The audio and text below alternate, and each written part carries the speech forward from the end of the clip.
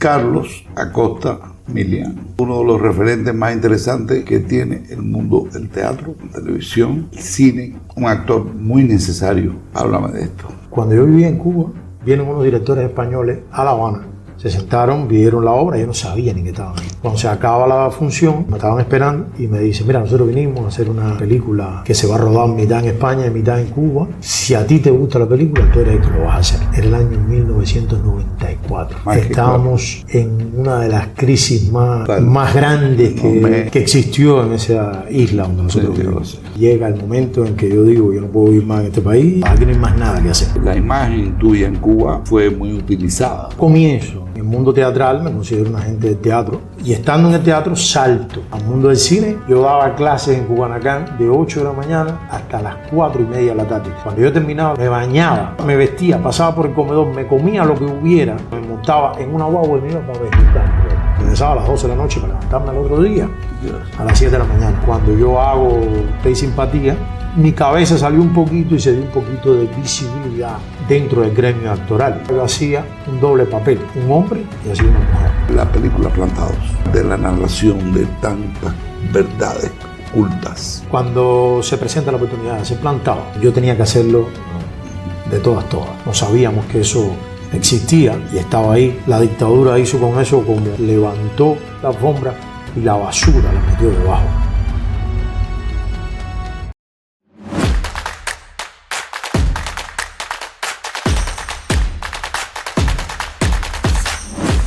No importa el calibre, si son pequeños, medianos, grandes empresarios, siempre existen ciertos principios.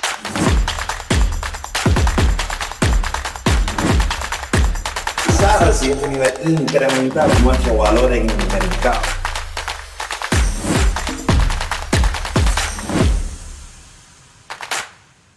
Carlos Acosta Milián.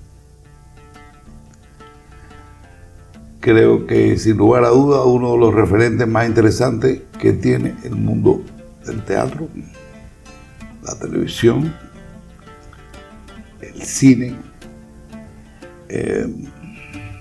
un actor muy necesario y de mucho respeto dentro del gremio actoral. Tengo testimonios de esto.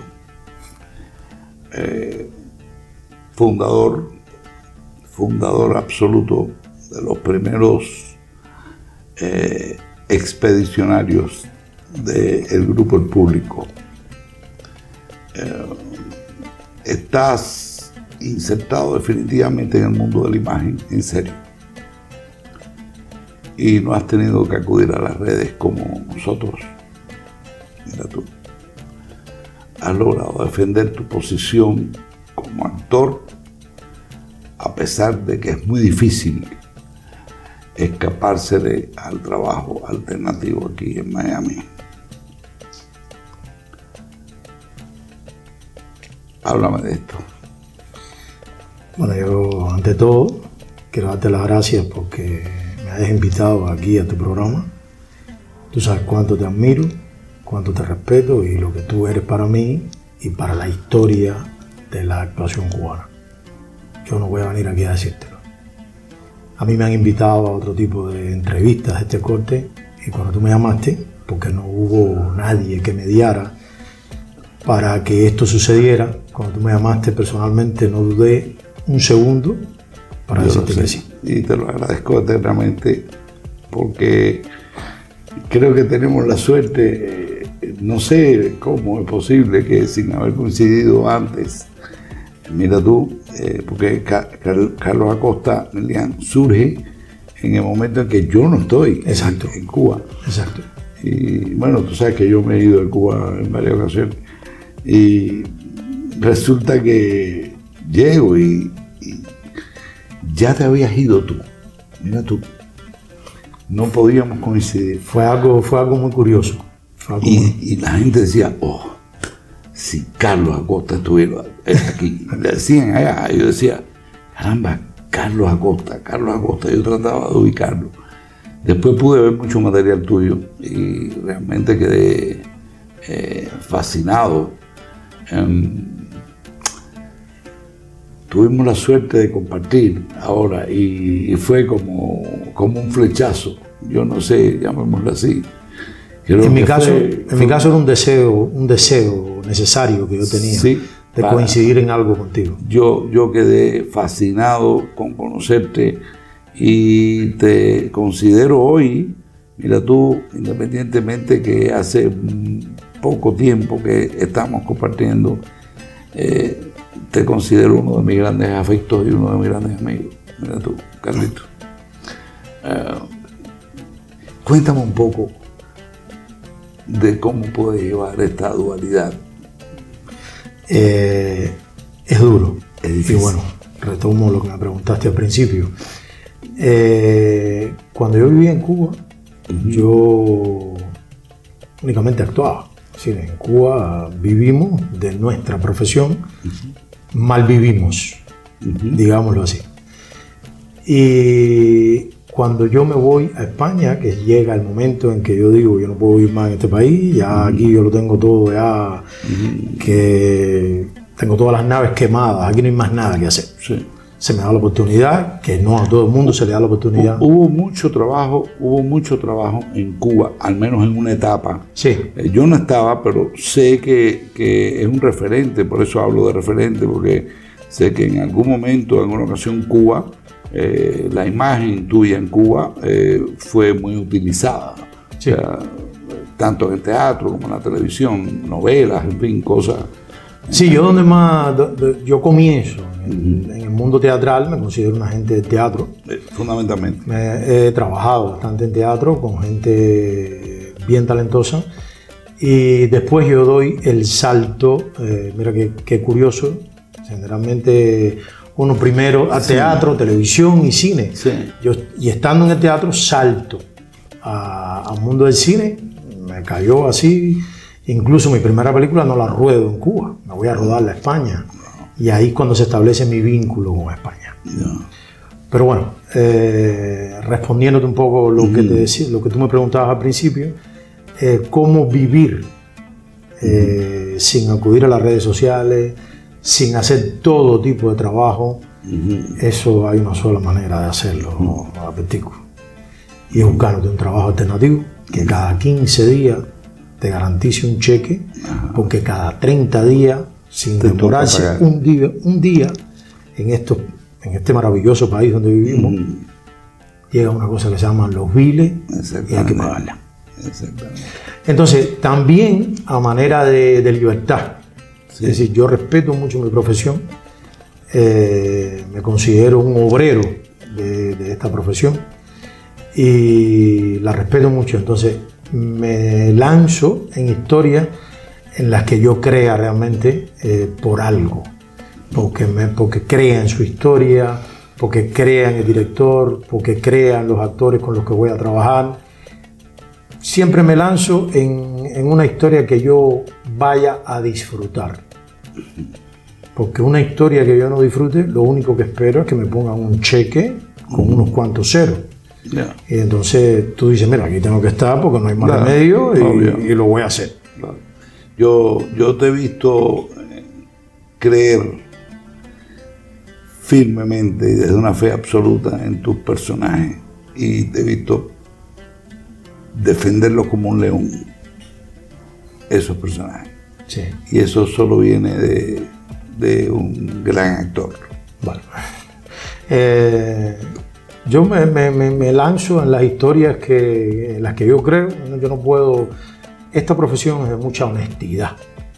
Nosotros, si no somos honestos, no podemos desarrollar este trabajo. No se puede. Sí, porque el público enseguida, sepa o no sepa los vericuetos que te llevan a un personaje, a contar una historia, a narrar la vivencia de un personaje, el público no sé cómo, pero se lo huele. Se lo huele y dice, me está mintiendo. Entonces no puedes mentir. Y para yo no mentir, tengo que creer fielmente en lo que estoy representando. Y entonces trato de que eso siempre ocurra. Te decía también que cuando nosotros vivíamos en Cuba, lo único que hacíamos era este tipo de trabajo, actuábamos.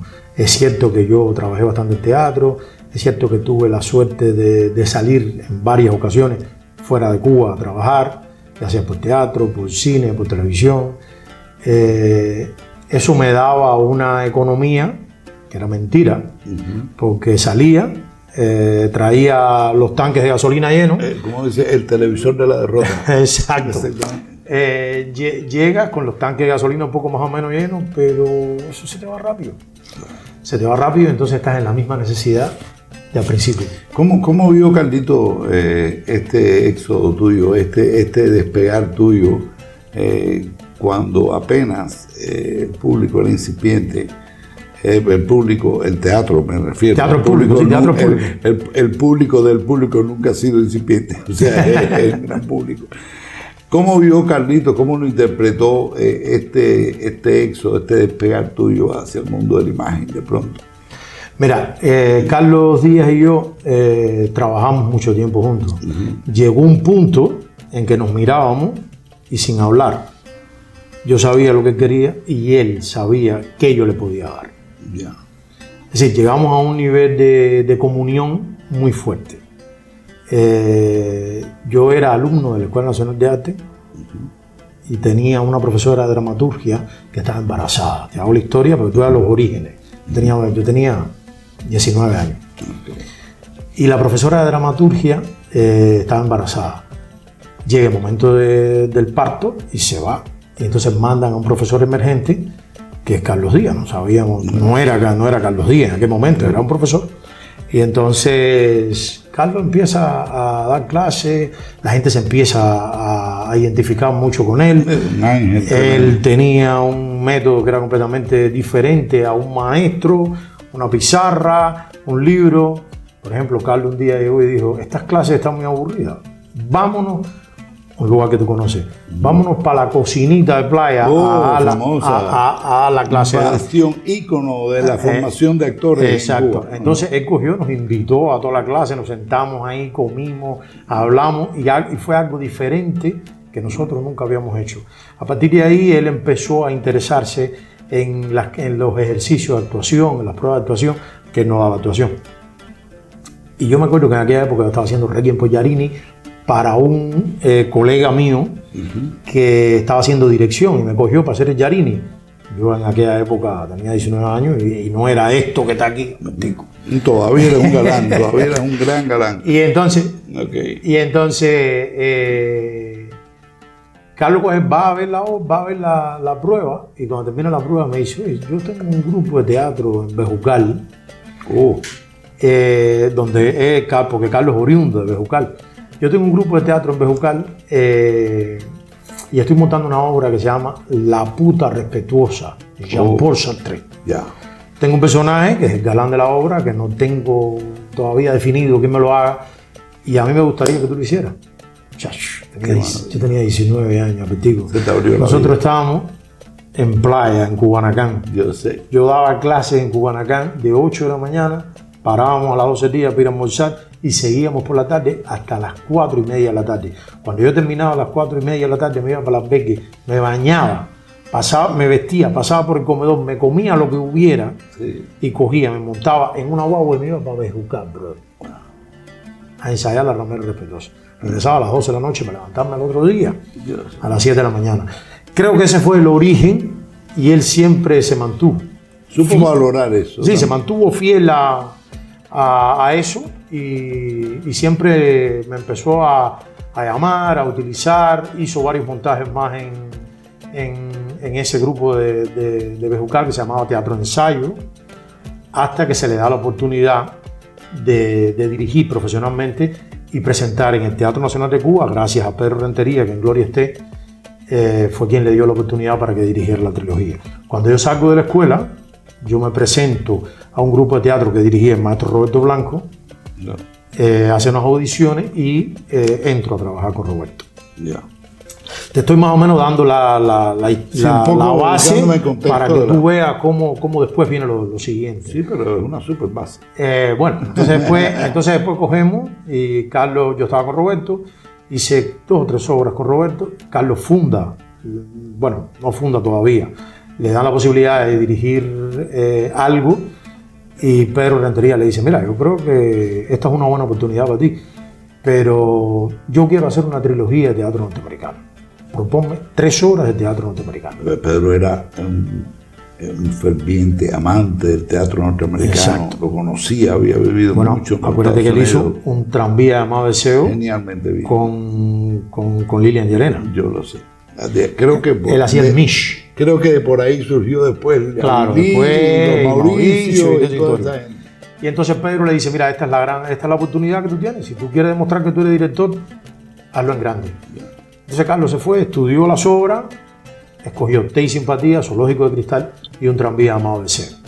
La idea original de tranvía llamado Deseo era que lo hiciera Lilian y Pedro, pero bueno, algo no cuadró. Pedro tenía cosas que hacer, Lilian estaba en aquella época estudiando Martí, y no se dio la oportunidad. Entonces coge una base de actores que fuimos los que hicimos las 3 obras, Zoológico de Cristal, Té y Simpatía y un tranvía llamado Deseo. Yo creo que en mi caso personal, cuando yo hago Té y Simpatía, creo que mi cabeza salió un poquito y se dio un poquito de visibilidad dentro del gremio actoral. En esa obra yo hacía un doble papel. Hacía un hombre y hacía una mujer. En aquel entonces no se hablaba de que hombres hicieran mujeres. Claro. Sí, pero Carlos Díaz... Hoy en día cualquiera. Es normal. Es normal, pero bueno, en aquella época él estaba sentando sus bases y tampoco era la idea de que yo lo hiciera. Él me daba un personaje de un hombre en esa obra y ese personaje que él quería que lo hiciera un actor, el actor se echó para atrás en un ensayo y dijo que él no se sentía capaz. Carlos me miró y me dijo, ¿por qué no lo haces tú? Y yo, sí. Estudia, te damos una propuesta mañana. Bueno, yo cogí, a él le gustó mucho, después la crítica fue bastante benevolente conmigo, a partir de ahí empezó a fijarse la gente en mí y a partir de ahí empezaron a surgir los trabajos. Después fundamos Teatro Público, oficialmente, con Montaje de la Criada, de Jean Genet, lo hacíamos Jorge Perugorría, Pichi, Mónica Bufanti y yo. Mónica. A partir de ahí es que nace Teatro Público oficialmente e hicimos un número bastante importante de obras. Cuando llega el momento, estábamos haciendo precisamente El Público de Federico García Lorca, una obra poco conocida en aquel entonces y que en Cuba no se había estrenado y en España se había estrenado por el aniversario 50 de la muerte de Federico García Lorca. Yo estaba haciendo El Público y previamente a eso, en el año 93, Tomás Gutiérrez Alea estaba preparando Fresa y Chocolate. Ya yo había hecho Té y Simpatía y Zenel Paz le dice a Titón que por qué no me veía y me probaba, que él me conocía. Titón me prueba, pero bueno, Fresa y Chocolate tuvo el mejor intérprete que podía tener y ahí está el resultado. Pero Zenel se quedó con esa idea fija ahí. Él vio mi prueba y nunca la pude ver y a cada rato me hablaba de ella, eso, y entonces vienen unos directores españoles a La Habana con el que él estaba escribiendo un guión y hay un personaje cubano que tenía que ir a España, negociar y toda esa historia, y él le dice, hay un actor que trabaja en una obra de teatro que está en cartelera, que a mí me gustaría que ustedes lo vieran. Él se agenció la manera de las entradas, llegó a los directores, se sentaron, vieron la obra, yo no sabía ni que estaban ahí. Cuando se acaba la función, ellos me estaban esperando, eran 2 directores, y me dicen, mira, nosotros vinimos a hacer una película que se va a rodar mitad en España y mitad en Cuba, y Zenel nos habló muy bien de ti, nosotros te vinimos a ver y si a ti te gusta la película, tú eres el que lo vas a hacer. Ahí se abrieron las puertas del cielo. Sí, mira, te voy a ser sincero, Albertico. Era el año 1994. No hay que hablar nada más, todo está más Estábamos en una de las crisis más total. Más grandes que moralmente, materialmente. Sí. que existió en esa isla donde nosotros vivimos. Ahí fue el éxodo de los balseros. Todo. Fue todo el periodo especial, estaba que la gente lo que tomaba para apaciguar el hambre era aquel famoso cocimiento de romerillo, que todos lo tomamos. A mí, tú sabes que recuerdo que en la puerta de mi casa tocaba un señor, texto que utilicé después en un cortometraje de Lilo Vilaplana. Tocaba la puerta y cuando yo la abría, el hombre con una cierta cara de, sabes, de asco, llegó una masa cárrica y me entregaba una bolsa grasosa. Que eso no se sabía ni de qué era. Algo no se sabía qué era. Esto lo utilicé yo después en la muerte del gato. Exactamente, traté de reproducir igual. Él lo hizo mejor que yo, desde luego. Pero yo sé que fue una época devastadora. Fue una época devastadora. Realmente devastadora, y sobre todo desde el punto de vista moral, porque nos hizo cambiar a muchos. Se perdieron muchísimos valores que estaban en la sociedad y que todo aquello se fue. Qué pena, ¿no? Sí. Bueno, en fin. Te cuento algo, Carlito. Quiero dejar bien claro en esta entrevista esto.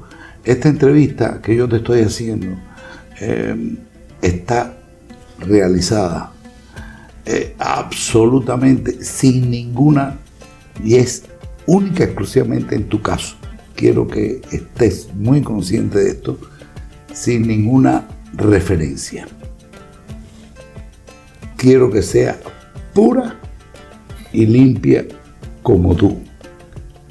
Es quizá de todas las entrevistas que hemos hecho, la única en la que pude conseguir de casualidad y con mucho esfuerzo, porque quería el criterio de una persona, de una actriz de culto, ¿ok?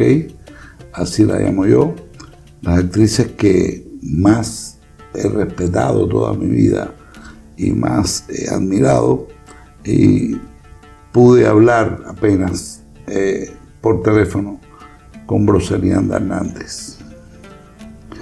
Y Broselianda Hernández, que está invitada a este programa y Dios permitirá que en algún momento venga por acá, me dijo: Carlitos Acosta es uno de los actores más importantes, uno de los actores que yo más respeto, y de los que más quiero, y de los mejores actores que yo he conocido. Cuando Broselianda me dijo eso, yo estaba muy tranquilo y quiero participártelo y transmitírtelo, ¿ok? Para que lo sepas. Porque yo pertenezco a otro tipo de actor. Tú sabes, ustedes son actores mucho más, yo le llamo versátiles. O sea, ustedes son personas que han pasado una etapa posterior a la que pasamos nosotros. Ya, sí. De alguna manera. Fueron etapas, somos la misma generación. La misma generación. Pero fueron etapas diferentes. Son etapas diferentes y a veces la gente como que se confunde. Yo quiero que me hables ahora, mira tú, de la película Plantados. Yo quiero que tú me hables de Plantados, de un acontecimiento incuestionable desde el punto de vista cinematográfico. Luego de muchos años, creo que se logra agrupar a toda una generación de actores jóvenes a los que se les entrega unos personajes fundamentales, ¿no? Y yo vi una pasión incontrolable de parte de narrar, de participar de la narración de tantas verdades ocultas, ¿no, verdad? Te vi disfrutar mucho tu papel, y era un papel pequeño. Sí, pequeñito. Era un lujo tener a Carlos Acosta allí. Para mí fue un gran alivio compartir contigo, y quiero que me hables de esto como un actor de tanto bagaje, de tanta sapiencia, se enfrenta a una verdad con un personaje tan pequeño, porque eso es digno de admirar. Bueno, dime. Plantados, lo que yo tenía que hacerlo de todas. Para mí Lilo Vilaplana, en lo que es la imagen cubana, del cine cubano, viene a ser un Costa Gabras. Costa Gabras tradicionalmente ha sido un cineasta griego que ha trabajado muchísimo en los Estados Unidos. No vamos a develar aquí quién es Costa Gabras, pero es un cineasta que no hace nada que no tenga una crítica social o un tema político. Ahí están sus películas. Y a mí lo que me admira de Lilo es que es consecuente hasta el final, y todo lo que él hace tiene que ver con su inquietud política que está presente y que de alguna manera es nuestra inquietud política también, que es sacar definitivamente a Cuba de la situación en la que está hundida hace más de 60 años. Entonces, creo que un poquito más. Si yo con Lilo él me llama, este es el tercer trabajo que yo hago con él. Lo primero que hice fue Dueños del Paraíso. Coincidimos en Telemundo, a él lo trajeron de Colombia para que dirigiera eso es otra cosa. Después él hizo por voluntad propia, y de la que tú fuiste parte, pero ahí no coincidimos, Leyendas del Exilio, y después viene Leyendas del Exilio. Yo fundamentalmente lo que hice fue un trabajo de sonorización, un poco de la cosa, y sí, creo que participé brevemente. Sí, algo, porque yo te seguí, yo vi que tú habías hecho algunas cositas. Y entonces, cuando se presenta la oportunidad de ser Plantado, aparte del tema de la verdad que cuenta Plantado, que para nosotros como generación en Cuba no sabíamos que eso existía. Exacto. Y estaba ahí. La dictadura hizo con eso como esa alfombra sobre la que estamos sentados, levantó la alfombra y la basura la metió debajo y volvió a... Pienso que fundamentalmente siento yo que ha habido como una edición histórica, claro, ¿no? Una gran edición de... Ellos han contado su historia. Claro. No creo que Mel Gibson en Braveheart decía que la historia la cuentan los vencedores. Yeah, exactamente. En este caso, desgraciadamente, ellos fueron los vencedores, manipularon la historia a su antojo, y eso fue lo que nos transmitieron a nosotros. Aún así, con todo ese sentimiento, el personaje era pequeño. Muy pequeñito, pero yo lo disfruté mucho. Y uno de mis grandes gustos, porque acuérdate que siempre estábamos en la misma escena, tú y yo. Sí. Uno de mis grandes gustos era mirar y encontrarme contigo. Sí. Por lo que me daba, por lo que teníamos. A mí me pasó también eso un poco. Ya no tenía, para serte franco, la misma fuerza quizás que tenías tú, en el aspecto de que, bueno, quizás ya vengo de mucho cine, de muchas cosas, y quizá incluso un día Lilo se me acercó y me dijo, ya como que el cine no te pasa nada con el cine. Decía, ¿no?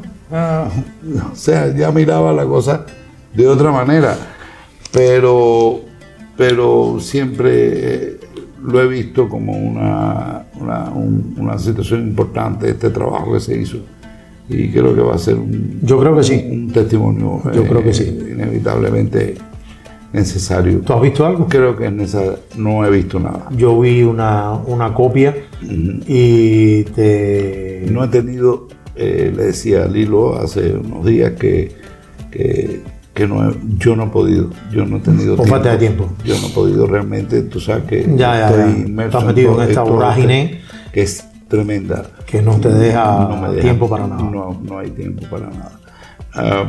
¿Qué te falta por consolidar a ti, Carlito?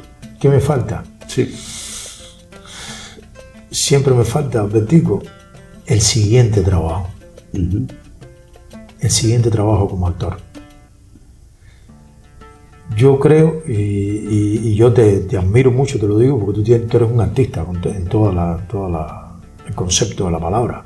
Es decir, tú actúas, tú escribes, tú pintas, tú haces música. Sí.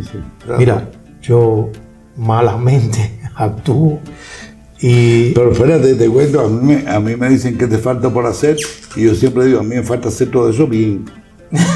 Yo puedo hacer todo eso, bueno, pero tú sabes hacerlo bien. Tú sabes que tú tienes ahí un resultado, yo he oído tu música, yo he visto tu cuadro y... Siempre trato de rodearme de gente que sabe más que yo, ¿ok? Eso es una buena... Eso es importante. Eso es una buena receta para la vida. Eso es importante. Porque tienes una base de algo que para mí es una virtud, es la humildad.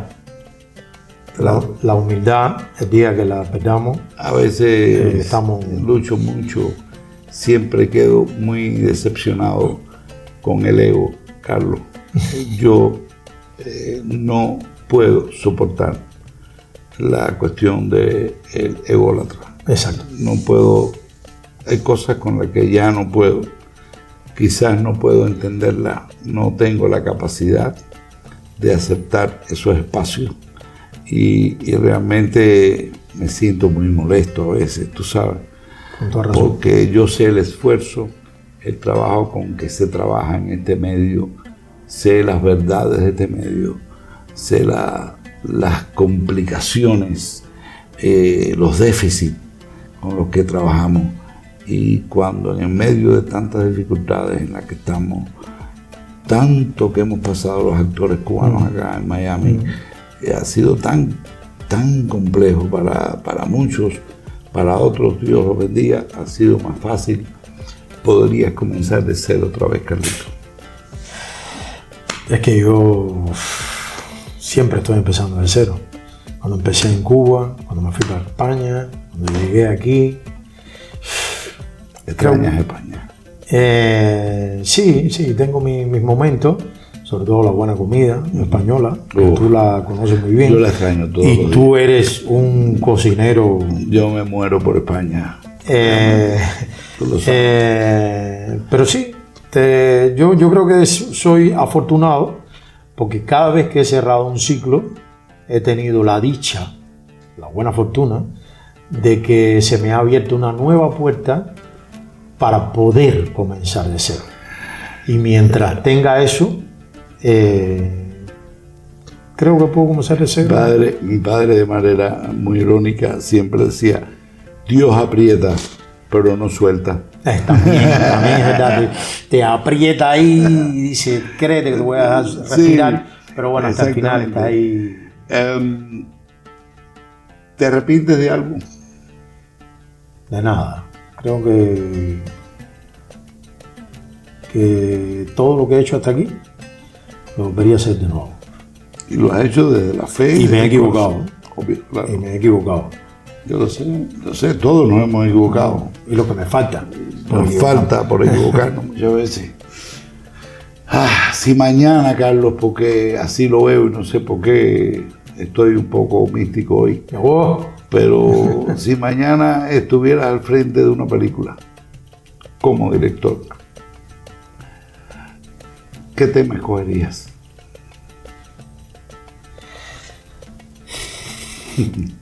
Mira, yo admiro muchísimo, me gustan los temas grandes de las pequeñas personas. Es decir, a mí los personajes que me atraen para contar, para disfrutar, son las personas en que nadie se detiene a mirar en ellos, nadie se detiene en la vida de esas personas.